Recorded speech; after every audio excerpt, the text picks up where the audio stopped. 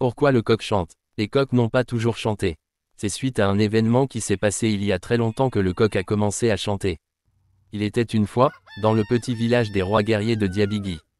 Un de ces matins brumeux de l'hivernage dans le Mandé, le griot royal annonça que la reine-mère du village désirait donner sa plus jeune fille en mariage. Cette annonce fit écho même dans toutes les contrées du pays. Tout jeune garçon de lignée noble pouvait prétendre demander la main de la belle Sakiliba.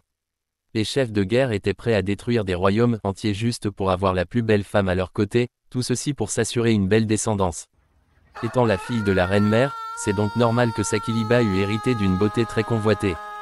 Même Salif, le fils du chef du village voisin, désirait l'avoir pour lui. Ce sournois était disposé à tout faire et à tout donner pour la faire sienne. Cependant, ne vendons pas la peau de l'ours avant de l'avoir tué, il y avait aussi le jeune Koné, le chasseur le plus chanceux du royaume, un personnage tendre et courageux qui avait aussi des vues sur la belle Sakiliba. Koné avait un avantage sur les autres, étant familier au palais, il était déjà très ami avec celle qui était l'objet de tous les désirs. Il avait toutes les chances de sortir victorieux.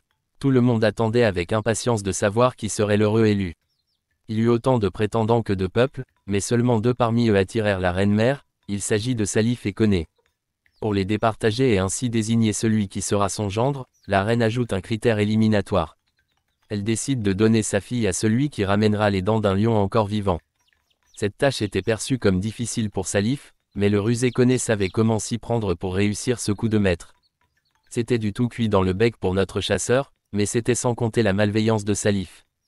Pour évincer son rival, il fut capable du pire.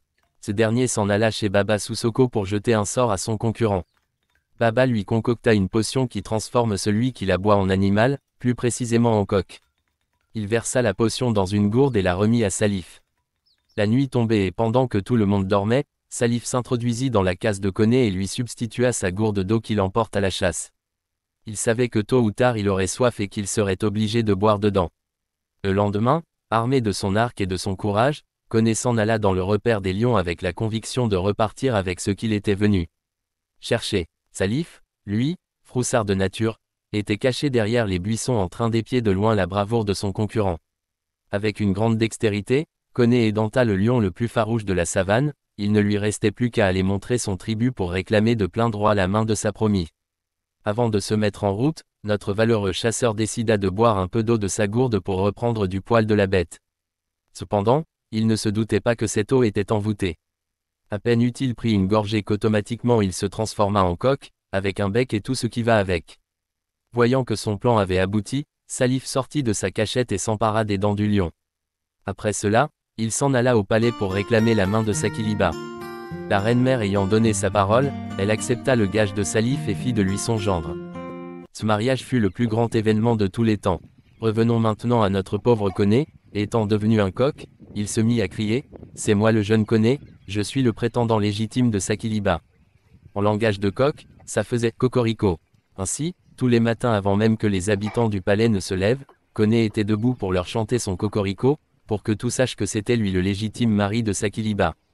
Jour après jour et durant toute sa vie, il se pointa à la fenêtre de sa promise pour lui dire que c'est lui, mais vu que personne ne parlait le coq, sa chanson sonnait seulement comme un réveil matinal.